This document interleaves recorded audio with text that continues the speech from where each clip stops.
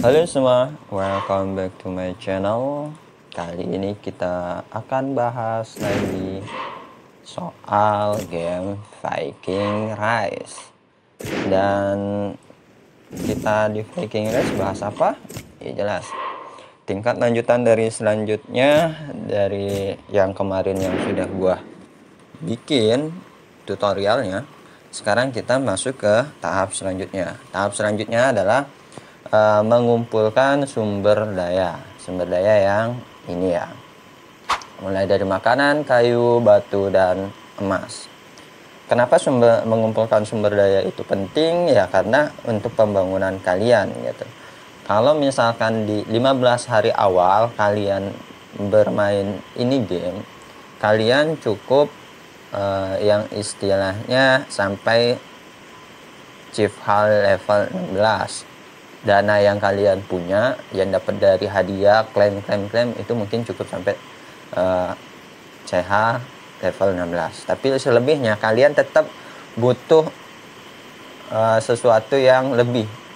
Ya contohnya salah satunya kayak gini, kita ngerampok dari kota yang lain gitu ya. Soalnya kalau kita mengandalkan untuk bertani saja, itu nggak bakalan kepenuhin. Maksudnya tidak akan terpenuhi itu adalah tidak akan mencukupi untuk sumber daya kalian yang lain untuk sampai CH 20. Ingat, target kita adalah mengejar chief hall yang lebih tinggi. Apalagi mau ke chief hall 25, ya dimana 25 aja kita butuh sekitar 100 juta dalam food dan 100 juta dalam kayu, sekitar 60 juta untuk batunya, kayak gitu. Jadi itu butuh dana yang sangat besar, dan cara tercepat adalah ya menjarah gitu. Kenapa menjarah ini menjadi cara tercepat gitu ya? Itu dikarenakan kita lihat di battle hall. Jadi hitungan di game ini dalam menjarah itu kita ada limitnya, ada batasnya, dan batasnya itu ditentukan oleh battle hall. Jadi semakin tinggi battle hall, semakin banyak jatah jarahan atau setoran yang bisa kalian kumpulkan. Dan di battle hall sendiri kalian bisa lihat ya, untuk battle hall gua sekarang yang level 15, batas hariannya itu sebesar 20 juta sumber daya mix. Jadi itu campur, total 20 juta itu campur dari semua sumber daya. Dan batas maksimalnya itu ketika nanti di level 25 adalah 50 juta mix gitu, atau 50 juta sumber daya mix. Dan kalau misalkan ada yang menyarankan, loh kenapa nggak ngirim via akun farming bang? Nah, kalau akun farming kalian butuh yang namanya ini untuk mengirim trip hall. Trip hall ini sama seperti halnya dengan battle hall, ada batasannya juga. Seperti trip hall gua di level 20 di level 18 itu batas pengirimannya adalah 3.500.000 dengan pajak 30%. Jadi kalian bisa lihat di sini ya tanda serunya nih.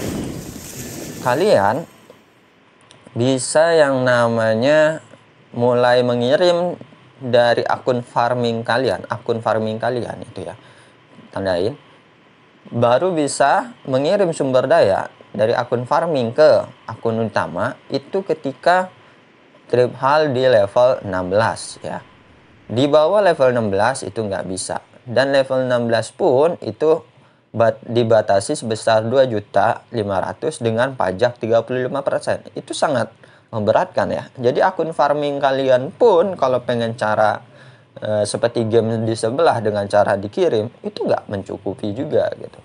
Dan kalian pengen akun farming kalian sampai level save hal 25. Akun utama aja nyampe level 25 itu udah lama banget. Jadi nggak mungkin juga ya. Cuman pilihan terbaiknya daripada ngandelin ini adalah ya tadi, akun farming kalian ya kalian bakar juga. Dalam artian kalian merampok akun farming kalian. Itu kalau yang versi amannya ya. Karena kalau kita ngerampok akun farming sendiri kan nggak ada yang bermasalah gitu. Cuman hati-hati, di game ini akun farming kalau masih kecil itu tetap bakalan, ya kalau nggak di farming kalian ya di farming orang lain gitu. Jadi nanti kalau punya akun farming ya simpan aja. Dan akun farming saran gua sih mulai dibuat nanti aja. Maksudnya ketika kalian sudah masuk zona 2, kalian baru membuat akun farming gitu. Karena kenapa? Biar orang-orang yang aktif itu pindah ke zona 2 semua. Jadi ketika orang-orang yang aktif itu pindah ke zona 2, dia tidak memperhatikan lagi zona 1. Dan ketika saat kayak gitu, kalian buatlah akun farming dan masuk ke suku yang itu beraliansi dengan suku utama kalian, ataupun tidak beraliansi sekalipun, itu tetap aman gitu. Jadi peluang untuk dijarah oleh pemain lain itu sedikit berkurang, karena mayoritas pemain sudah fokus di zona 2-nya daripada zona 1-nya. Jadi sudah lebih aman lah kayak gitu. Tapi tetap kita harus lebih berhati-hati lagi kalau punya akun farming.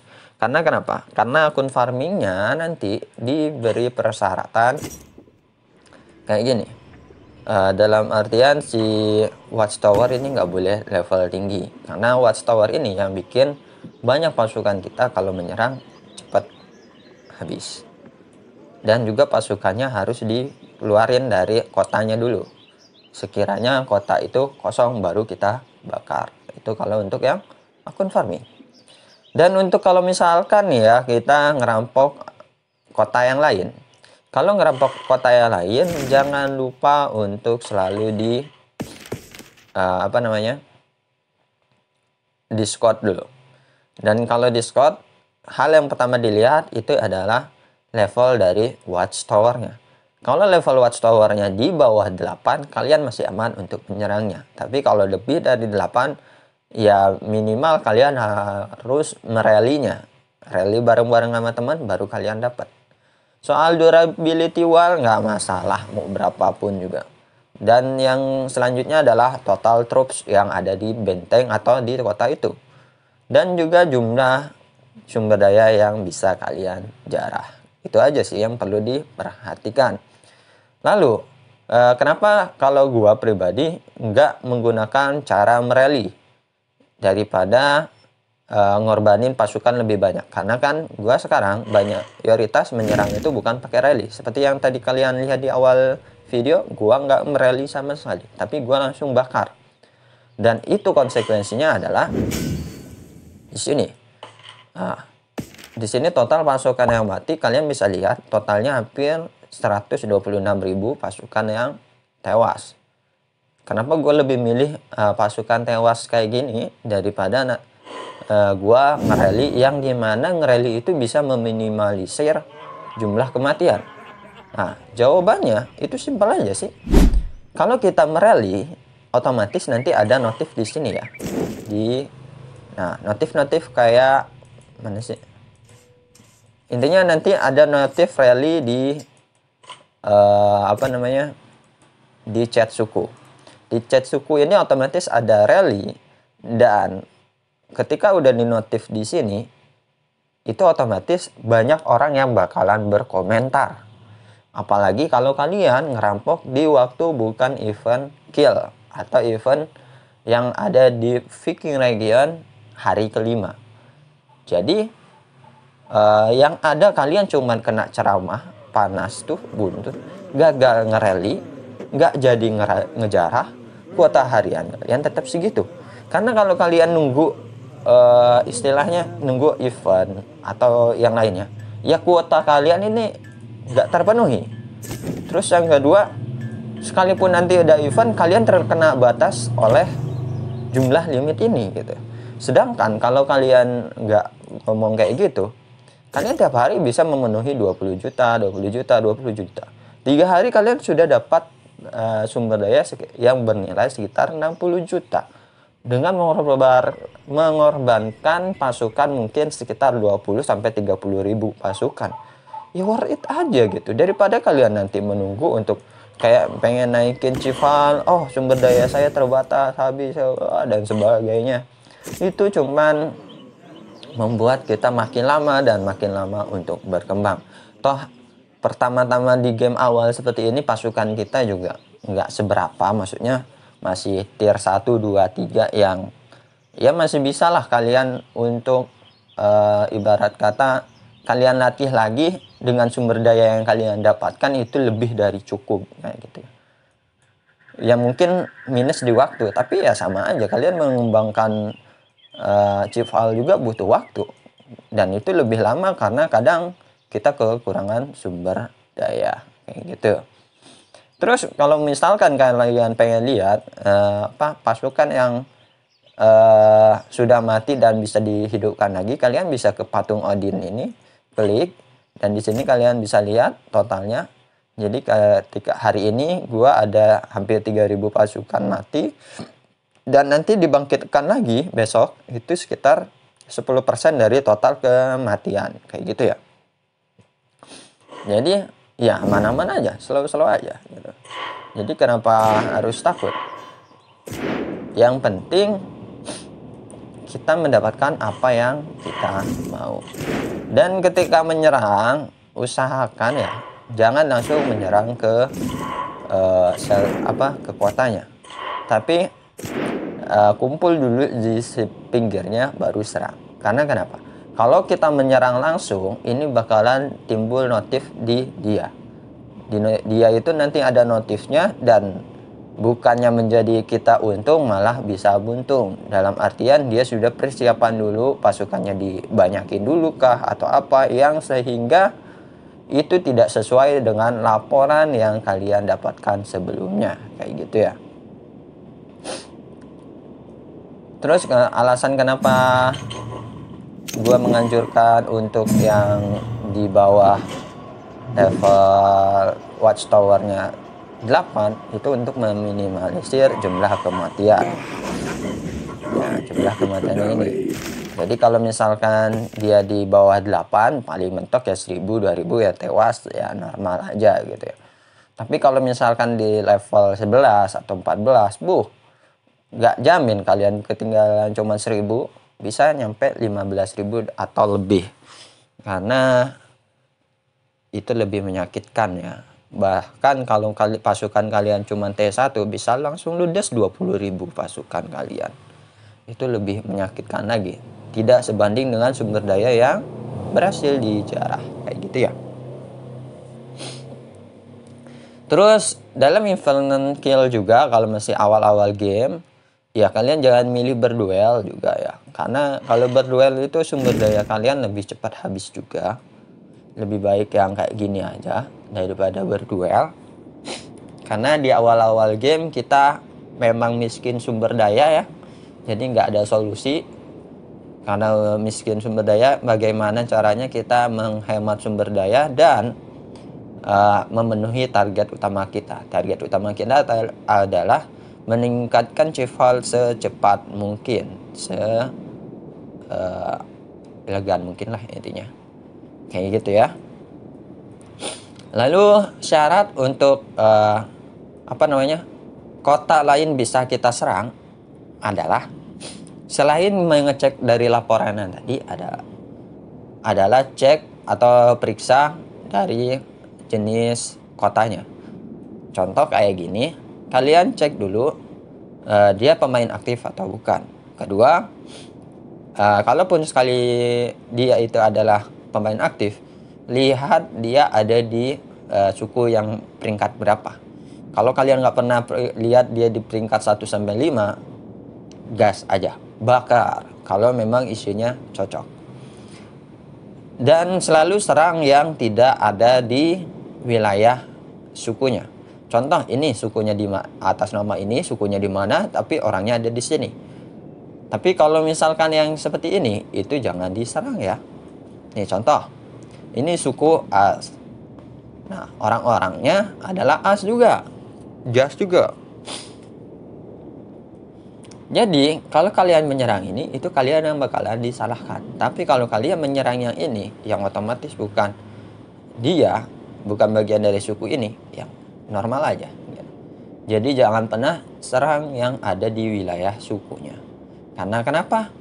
Karena itu membuat kita tidak punya alasan ketika ditanya mengapa kamu menyerang kota tersebut. Kayak gitu.